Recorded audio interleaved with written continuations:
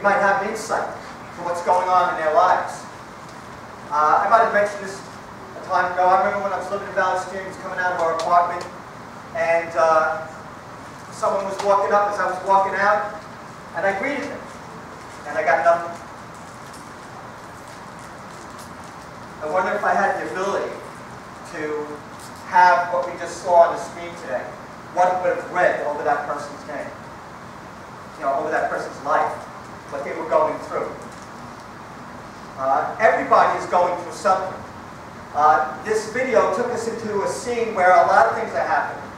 A hospital, where none of us would get up one day and say to a friend or someone else, let's go hang out in the hospital. I'm sure every one of our children, if they were given the option this summer and said, what would you like to do? They'd say, let's go to the park, or let's go to the pool, or I want to go have a play date with my friend. But none of them would say, let's go to the hospital and hang out, It's a place where a lot of things are happening, and the author of this video has taken us into real-life situations that could possibly be going on, where people need help, where people need to be loved, and above all things, people need compassion. Wouldn't it be great if in every circumstance of our lives, when people are going through something, when we're going through something, that someone would actually be able to come up alongside of us and walk a distance, and that that person would know, through maybe their own experiences, what it's like to be dealing with what we're dealing with. It would be empowering, it would be comforting. It would enable us, I think, to go through that time, through that moment, and deal with whatever we're dealing with, and know, physically know, and understand that we're not alone. That someone has been provided for us to care for us. Someone who's maybe has gone through that experience or a similar experience, but knows what it's like to be hurting. And knows what it means to be cared for. That's empowering. This morning the video opened up with this quote. Could a greater miracle take place than for us to look through each other's eyes for an instant? To be able to see life at a moment, at a brief moment, the way the person that we're with is seeing it. It speaks to empathy. And to empathize is to understand. Have you ever been in a place where you were going through something that you would have loved to have somebody who understood at that moment what you were feeling? What was going on inside of you? How distraught you may have felt at that moment? How confused you were? How alone you were? That person recognized you and spotted you and was able to come up alongside you. But not only that, to act on your behalf, to show compassion, to say, I care, and I'm going to spend some time. To giving it that human touch. Now, if you're like me, we know that faith is essential. But there's so often, there are times when we need a physical touch. And I believe by faith, God provides someone, provides people to come up alongside of us and to provide that touch. Amen. Now this morning I want to talk to you from a place in the Scriptures where God so does that. Where He provides someone to stand alongside of us, to intercede on our behalf. Someone who is like us in many ways. And I want to go with you this morning to Hebrews chapter 5. And first we're going to cover verses 7 to 10.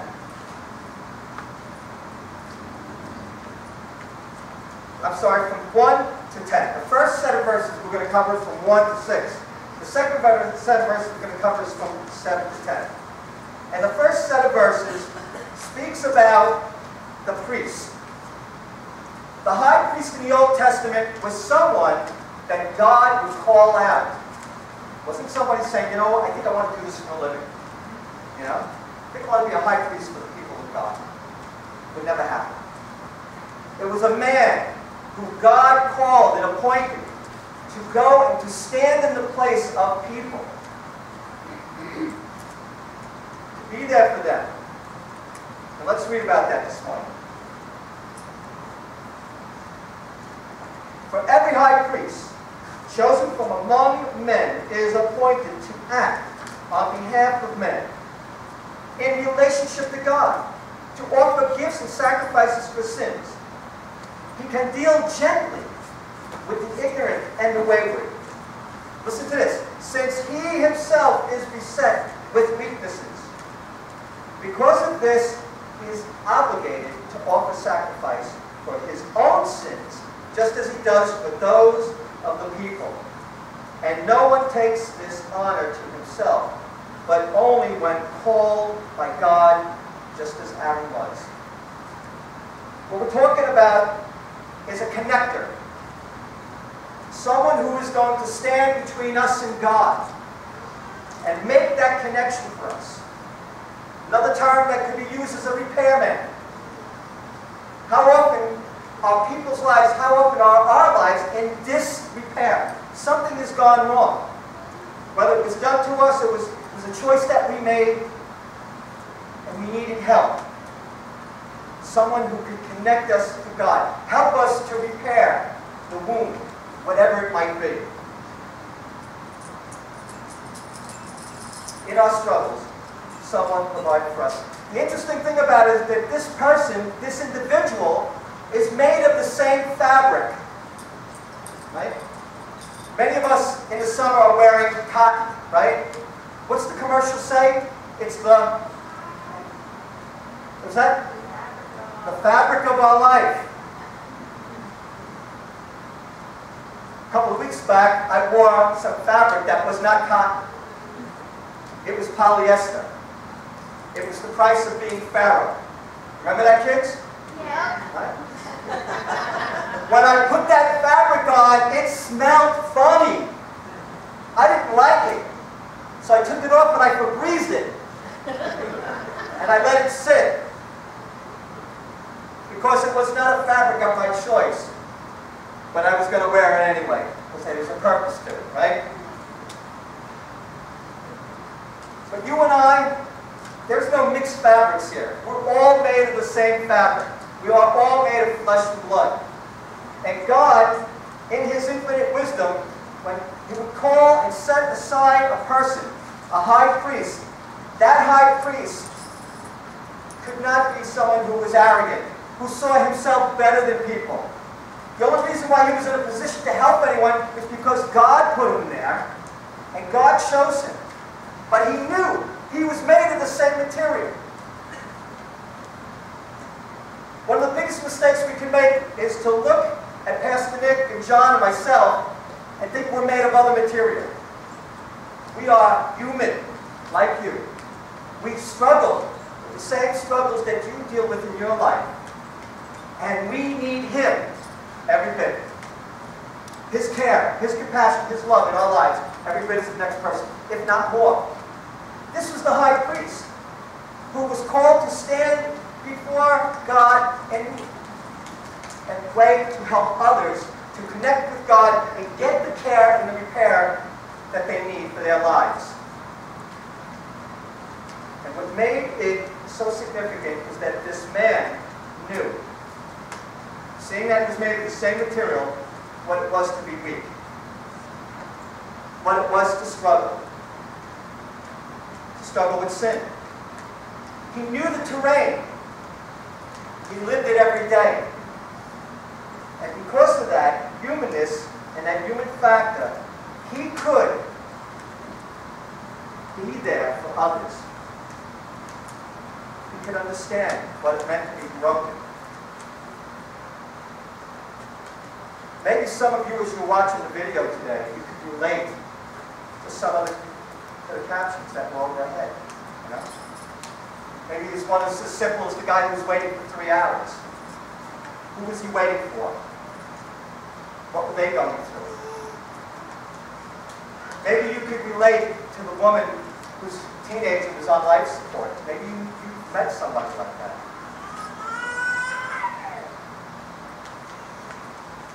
See, because of our journeys, and we know what we go through, and what others around us go through, there's this connection that God can use. We have an understanding of what it means to be human, what it means to struggle, to become ill, or to get a diagnosis that rocks us to our core, or to be going through something that we didn't expect, and it just did a number on us. And we were trying to figure out how we were going to get through it. Or maybe like that woman who was in shock, who couldn't understand her treatment options because she just got the worst news of her life. All people who need a compassion, of great care. It would be great to have someone who would understand. Okay. Well, in the second portion of Scripture, we're presented with another high priest. In Hebrews 5, verses 7 to 10. The first was a human priest. And now we are going to be presented with a fully human, fully God priest. This is what it says of Christ. So also Christ did not exalt himself to be made a high priest, but was appointed by him who said to him, "You are my son. Today I have begotten you." And as he says also in another place, "You are a priest forever after the order of Melchizedek." Now, that's a big name, right? Let me give you some background on Melchizedek. Was a high priest. He was a priest who showed up for Abraham in the Old Testament. After Abraham had won a victory, he came out and met with him and blessed him, and Abraham and blessed Melchizedek as well. So high priest, and what we're told is that this high priest was not only a high priest, but he was a king. And now we're told that Jesus is the great high priest, but he also was king. High priest, fully human, king, fully Christ, God-like king. In the days of his flesh, that is Jesus, offered up prayers and supplications with loud cries and tears. That means he suffered, right? To him who was able to save him from death. He was heard because of his reverence. Although he was a son, he learned obedience to what he suffered. And being made perfect, he became a source of eternal salvation for all who obey him. Being designated by God a high priest after the order of Melchizedek. When you're reading the Scripture, if there are there are a couple things here that don't cause you to hit the stop button, put on the brakes and pull over, nothing will. What is it that Jesus learned obedience to the things he suffered? Was he not fully obedient to his Father? After all, he's God's only son. And the other thing, that he was being made perfect. Isn't that a contradiction here? I mean, wasn't Jesus perfect? Fully God? From the beginning of time? There at the creation? The Lord of all ages?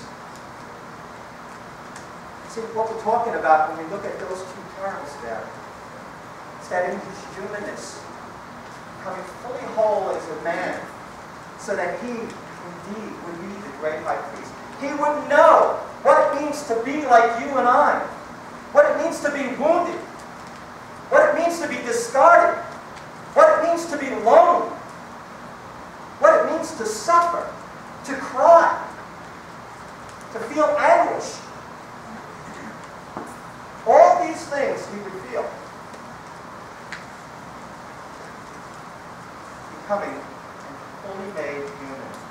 Right up to the moment when he would be crucified. Experiences that God would never have only felt. But in coming and becoming like one of us and putting on our garments, dressing in our fabric, the fabric of our lives, he would have all these experiences so that he could connect with us, so that we had someone to turn to. One who would be compassionate upon all our troubles and our frailties, all our failures and our weaknesses, because he would know what it felt like to be human. And he would be our great connector and great repairman. He would make the difference in our lives.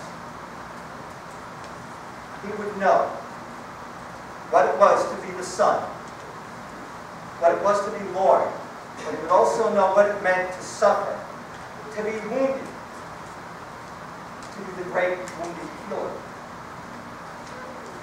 to provide compassion, and even more so, salvation. Scripture says eternal salvation. But think about the salvation that you and I and others need to experience on the way to embodying what is ahead for those who believe. Because there isn't one of us here today that needs to experience the salvation on a daily basis in some way. When we're troubled, when we're perplexed, when we can't figure out life, when it gets so confusing and so overwhelming, we want to short out and crawl up in a ball and tuck ourselves in the corner of a room. There are times like that where you and I need God's saving grace right there at that moment. Saving us and caring for us and carrying us because we can't do it on our own.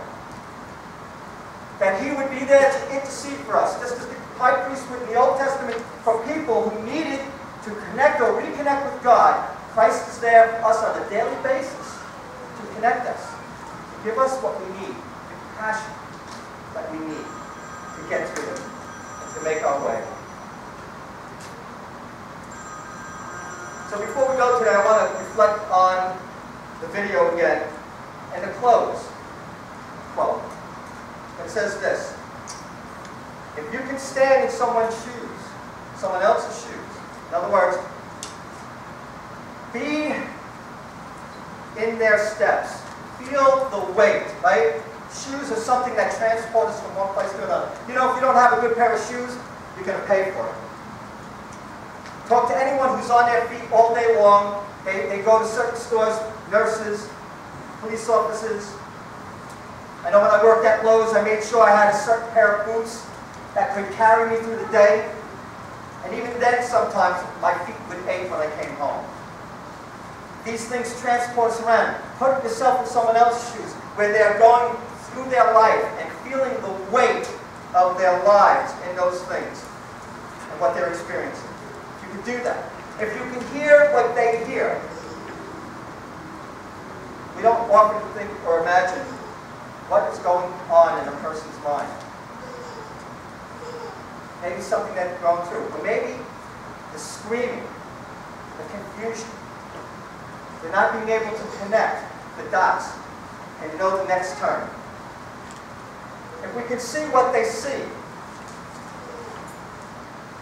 what they're going through, what they might be imagining could come up in their lives, in their mind's eye. To feel what they feel, possible loneliness, the terror, fear. What is going to come of me? Am I going to make it through this? If we could get that sense of people's lives, would we treat them differently? Would we treat them differently? And I think that we know that the answer would be yes. That we would care, that we would extend, just as Christ has extended himself to us. God extending himself to us, and then saying to us, go and do likewise. Because I have given it to you, now you go and do. As you have received, and likewise go give to others. God has given us a place where you and I can care for one another. That He will bring people up alongside us and us alongside others, so as to meet people's needs and to help them. In fact, Peter speaks in the Scriptures in his epistle about being part of a priesthood of believers. A priesthood. That you and I could be much like, used like, and utilized like the high priest. To be able to help someone connect to God. To know that they're not alone. That there's a compassionate God that cares for them. And you can do that because you know what it's like to be broken and cared for. You know what it's like to have your life fall apart and for someone to come up and help you up and pick up the pieces. Many of us, if not all of us, have a story, one story or another where God has intervened in our life and made a difference. In fact, I would venture to say that that's why you're sitting here today. Because Christ has intervened for you. And now, as Peter puts it, you have become a part of the priesthood of believers. Think about yourself, appointed by God.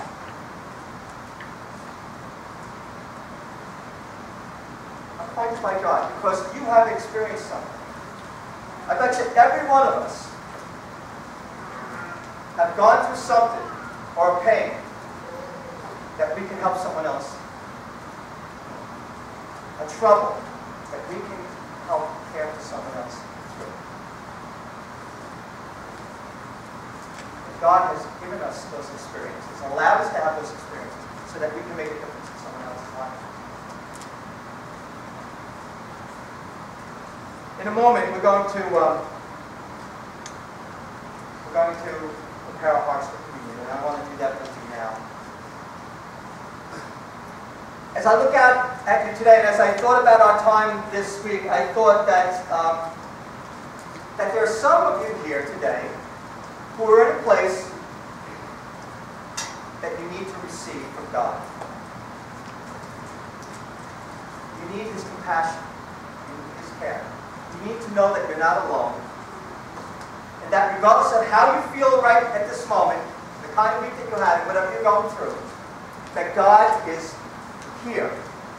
And He is able to meet you right where you are.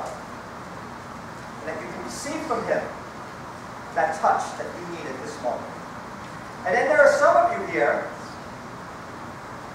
that are ready, that are willing to take your experiences and allow God to use your life. And I want to tell you, these two positions, well, there's an ebb and flow to them. There are certain days where I need God's compassion. And it enables me to go on so that I can meet someone else who needs compassion. And you may be in one place or the other this morning. But I want to give you an opportunity to pray. And to ask God for what you need. Or to ask God and tell God, I'm ready. I want you to use my life. I want to be someone who can help someone else along the way. To come up alongside them. To care for them. Because you have carried me. I would like you, Lord, use me to help carry someone else. Let's take a moment. Would you? If we could just bow our heads for a moment.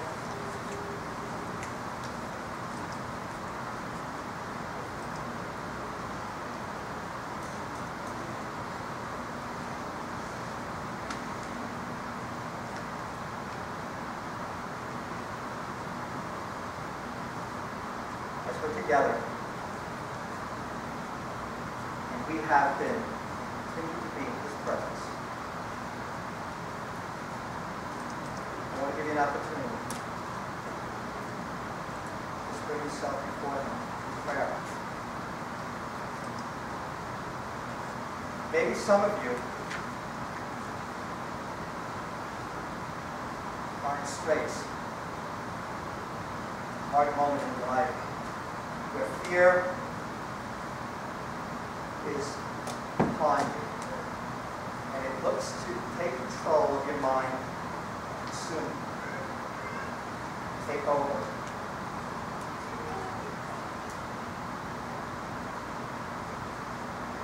There is one who is present, who understands that fear.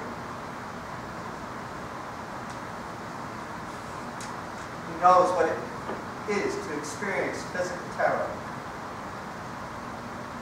to be threatened. And he is able and all-powerful to meet you where you are. Take your hand. Passionately take your hand and walk with him. For a moment, imagine taking his hand. Take a moment, if you will, by faith, want to receive that compassion. You raise your hand with me. Pray together.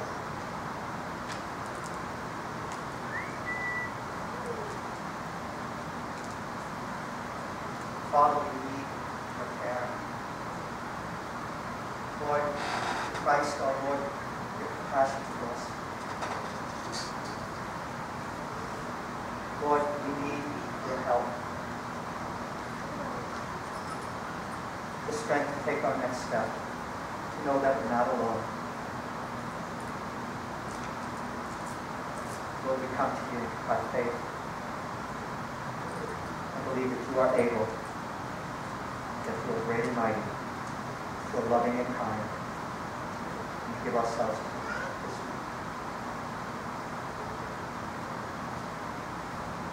Amen.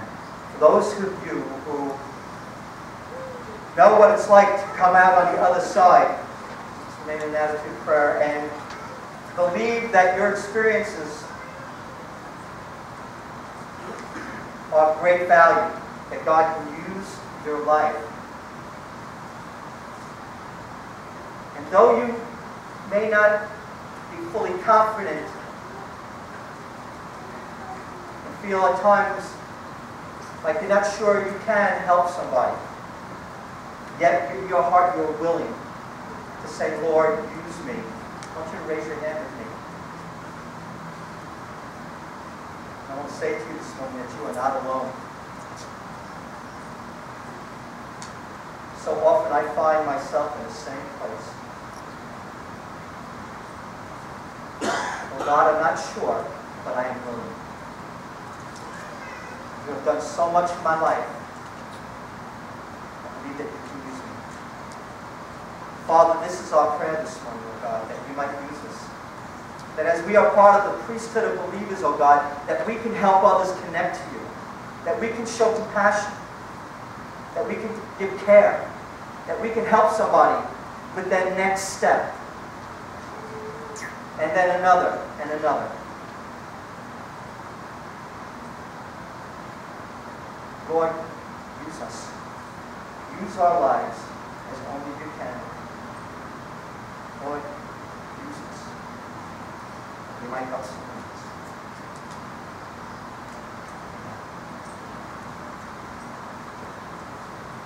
I want to ask the ushers to prepare and come forward. Those of you who are going to start communion.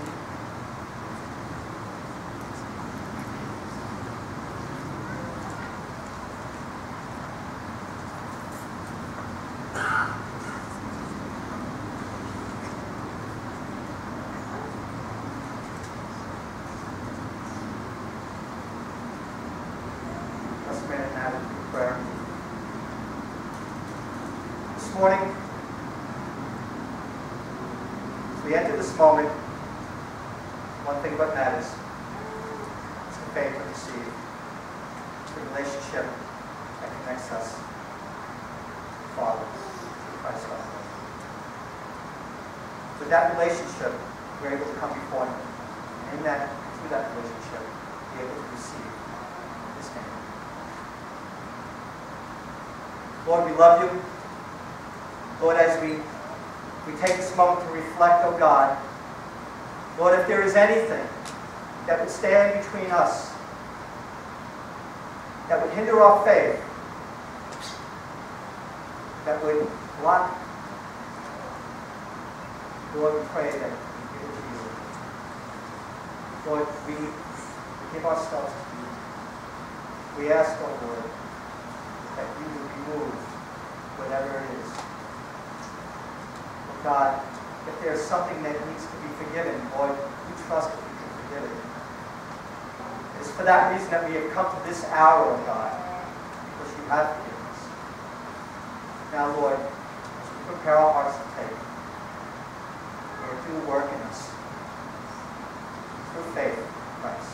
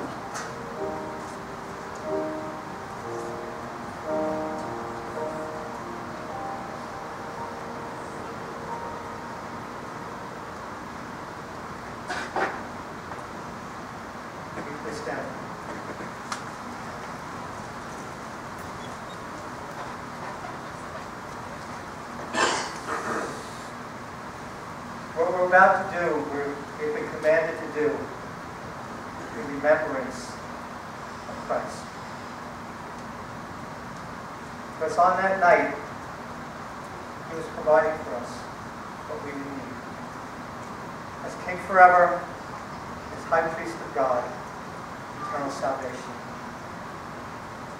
And on that night, He took bread, and He held it up to heaven. And He broke it, and He said, "This is my body. Do this in remembrance of me." Let's take all this.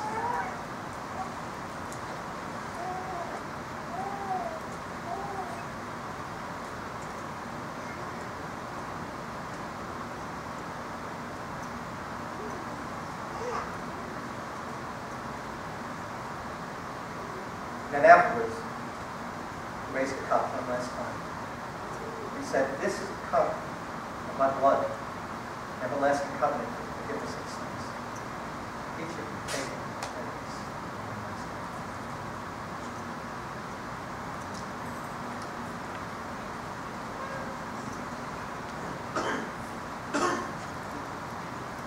Whenever we take this cup, we get to celebrate what the wounded healer has done for us.